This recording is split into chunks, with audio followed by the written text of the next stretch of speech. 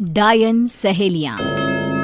रिया, प्रिया और स्नेहा तीनों बचपन की पक्की सहेलियां हैं।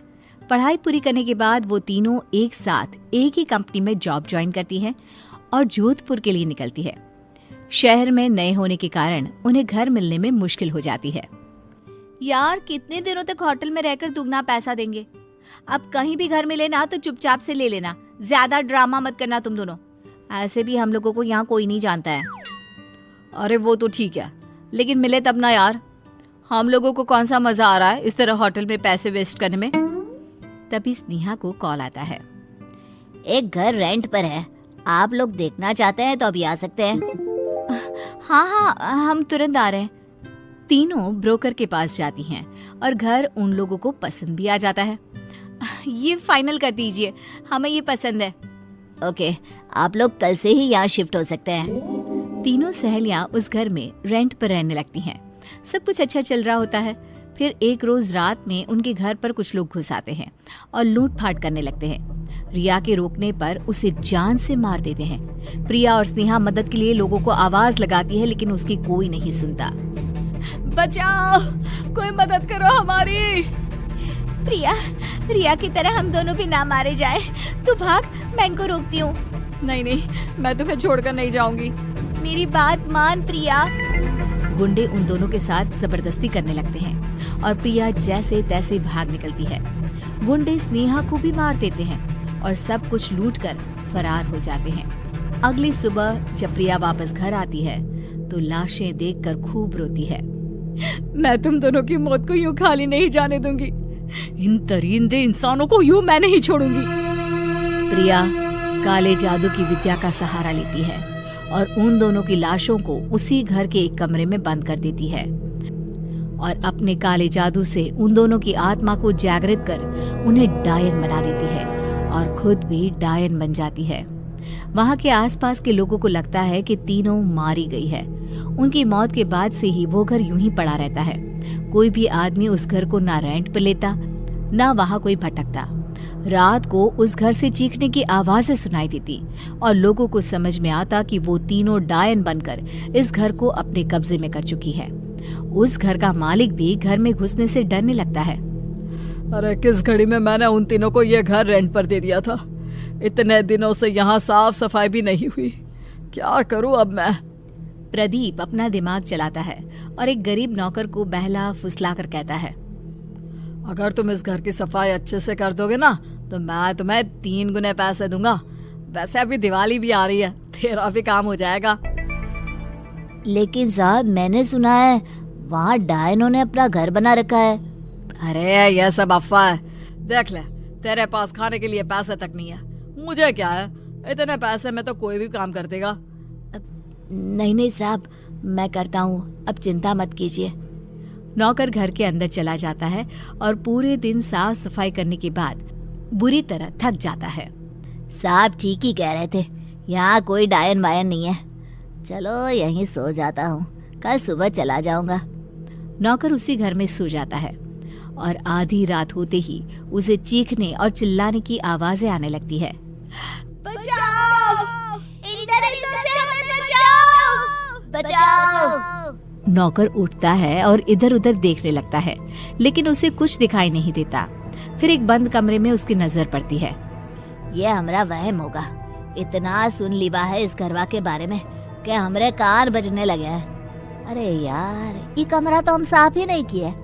अच्छा अभी कर ले बता, नहीं तो साहब को मौका मिल जाएगा पैसवा काटने का। नौकर उस अजीब से बंद कमरे को जैसे ही खोलता है, उसके पैर से कुछ टकराता है। वो नीचे देखता है तो भयानक बड़े मुंह वाली डायन रेंगते हुए उसकी ओर आ रही है। डायन को देखकर उसके चेहरे का रंग उड़ जाता है। डर से वो दीवार की ओर लग जाता है। जैसे ही वो ऊपर देखता है, एक डायन ऊपर से उसकी ओर उछलती है और एक उसके पीछे से। तीनों मिलकर उसे दबोच लेते हैं और उसकी मौत हो जाती है। इस हादसे के बाद ये घर बिकना और भी मुश्किल हो जाता है।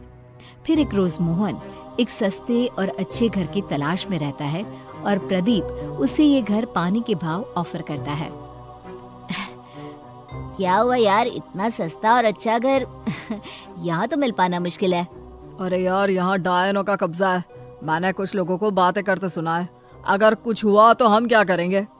अरे यार, ये सब घर ना बिकने देने के बहाने हैं। तुम ले रहे हो या फिर मैं ले लूं?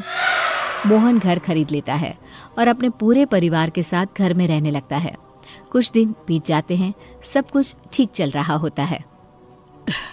मैं बेकार में ही टेंशन ले रहा था, सब कुछ तो सही है। उसी रात मोहन का भतीजा खेलते खेलते उस बंद कमरे को खोल देता है। उस कमरे में बहुत अंधेरा होने के कारण वो रोने लगता है और जैसे ही उसकी माँ उसकी आवाज़ सुनकर उस कमरे में जाती है, कमरा खुद ब खुद बंद हो जाता है और तीनों डायन जोर जोर से हंसने लगती है और उन दोनों को मार देती है। डायनों की आवाज़ें घर में गूंजने लगती है। शकुंतला आवाज़ें सुनकर इधर उधर घूमने लगती है और उस कमरे को खोल देती है। अपने पोते और बहू की लाश को देखकर शकुंतला की चीख निकल जाती है। तीनों डायन घर में घूमने लगती है।